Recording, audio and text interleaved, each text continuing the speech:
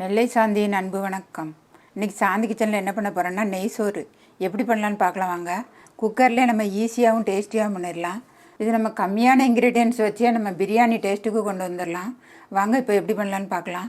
First stove on பண்ணி குக்கரை வச்சுக்கலாம். குக்கர் காஞ்சோடனே ஒரு ஸ்பூன் நெய் ஊற்றிக்கலாம். இது கூடவே ஒரு கரண்டி சமையல் எண்ணெய் ஊற்றிக்கலாம். எண்ணெயும் நெய்யும் காஞ்சோடனே பட்டை வகைகளை சேர்த்துக்கலாம். இதில் 5 கிராம்பு, ஒரு அன்னாச்சிப்பூ, ஒரு விரல் நீல பட்டை, அதை சின்ன சின்னதாக உடச்சி வச்சுருக்கேன்.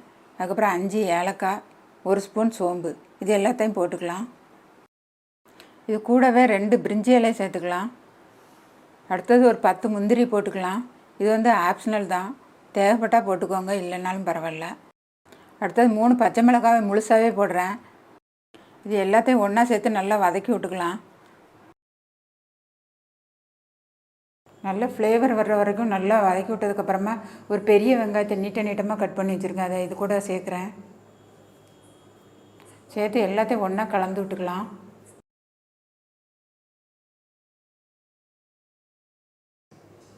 இது கூடவே ஒரு ஸ்பூன் இஞ்சி பூண்டு பேஸ்ட்டு சேர்த்துக்கலாம். இஞ்சியும் பூண்டும் ஒரு ஸ்பூன் சேர்த்தா போதும், ரெண்டும் கலந்து. அதையும் சேர்த்து நல்லா கலந்து விட்டுக்கலாம். இந்த விரலால் அள்ளுற அளவுக்கு புதினா எடுத்து அதை சேர்த்துக்கிறேன். அதே அளவு மல்லி இலையும் சேர்த்துக்கலாம். சேர்த்து எல்லாத்தையும் ஒன்றா மிக்ஸ் பண்ணிக்கலாம்.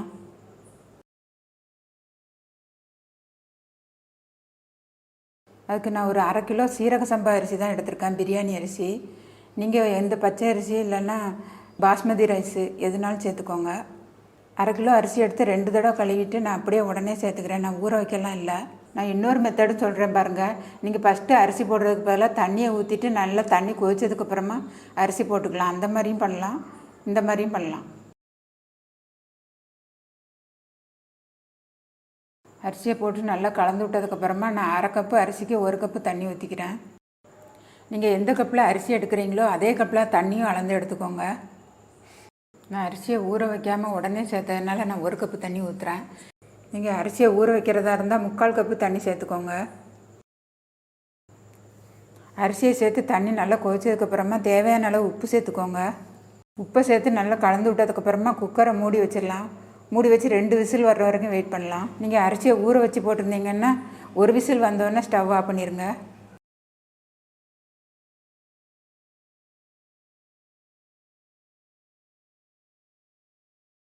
இப்போ 2 விசில் வந்துடுச்சு, நம்ம ஸ்டவ் ஆஃப் பண்ணிடலாம். பாருங்கள், ஸ்டீம்லாம் தானாகவே ரிலீஸ் ஆகிடுச்சு.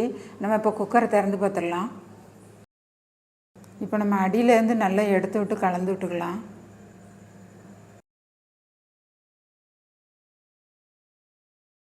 அவ்வளோதாங்க, நெய் சோறு சூப்பராக ரெடி ஆகிடுச்சு பாருங்கள். இது கூட சிக்கன் கிரேவி, மட்டன் கிரேவி, முட்டை குருமா, இல்லைன்னா நீங்கள் நான்வெஜ்ஜு சாப்பிட மாட்டீங்கன்னா நீங்கள் வெஜ் குருமா கூட வச்சு சாப்பிட்லாம், நல்லாயிருக்கும்.